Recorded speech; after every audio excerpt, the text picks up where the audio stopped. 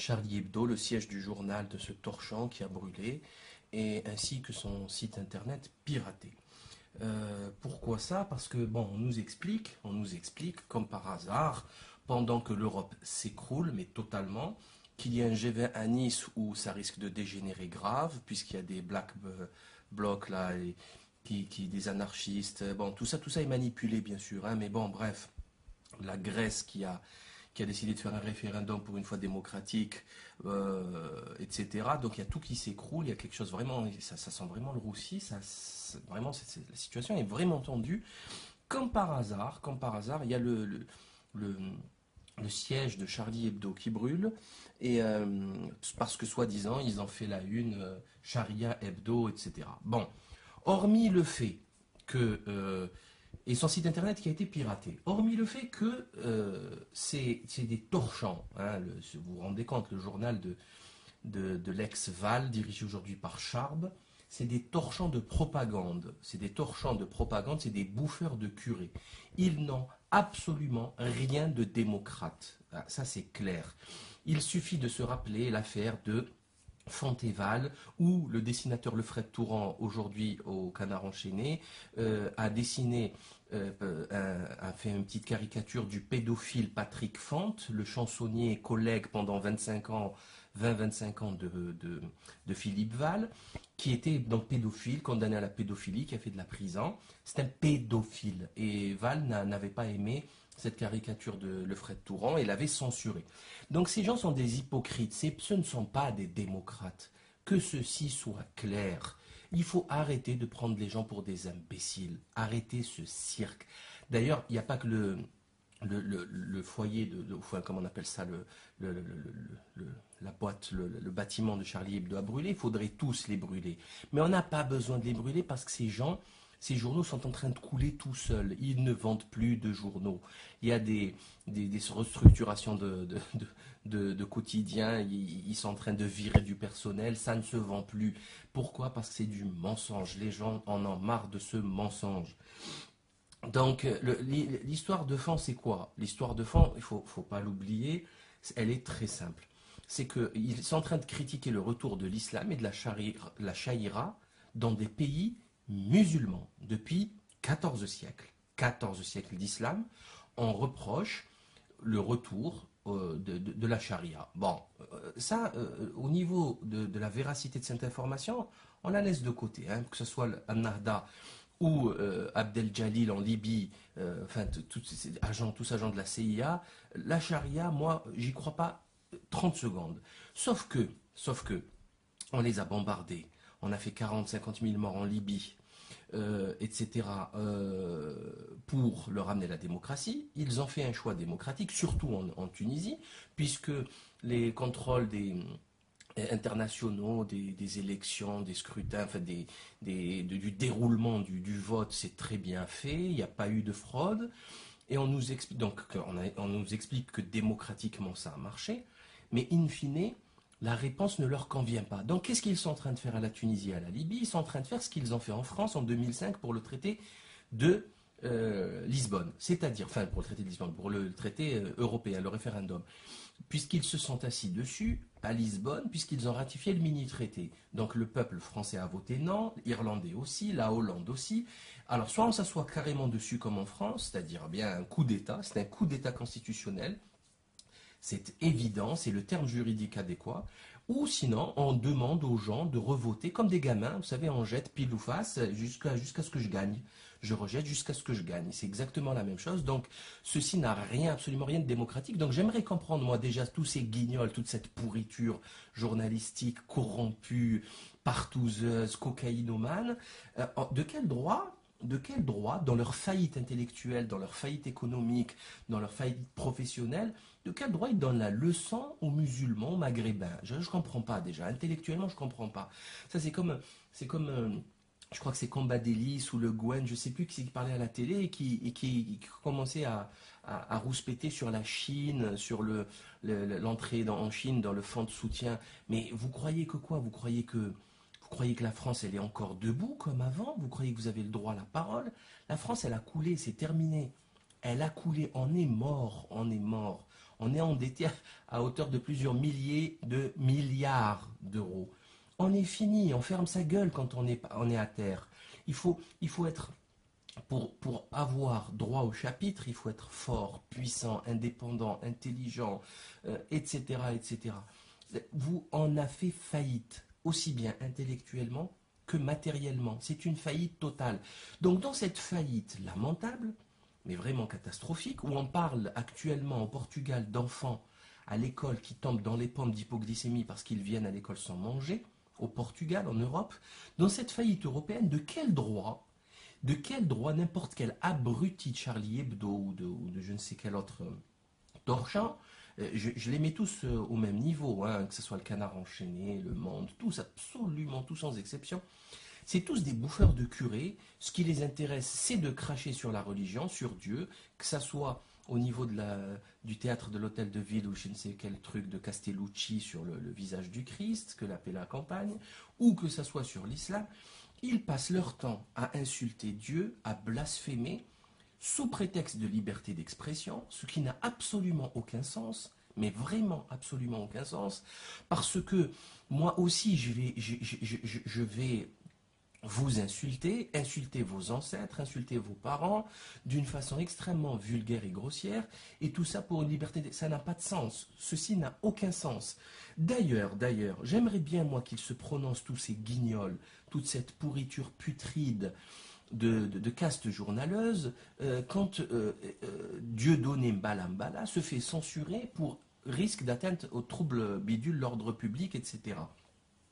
Ça, c'est à mourir de rire. Donc, pour faire de l'humour quand on tape sur les juifs, les sionistes, etc., c'est impossible. On vous empêche, illégalement, on fait des arrêtés municipaux pour vous empêcher de vous exprimer. D'ailleurs, c'est de l'abus de biens sociaux, puisqu'on utilise les biens publics communs à toute la nation française pour des intérêts privés. C'est de l'abus de biens sociaux. J'aimerais bien que certains puissent attaquer dans ce sens-là les autorités publiques qui empêchent le déroulement de telles manifestations, notamment de Dieudonné.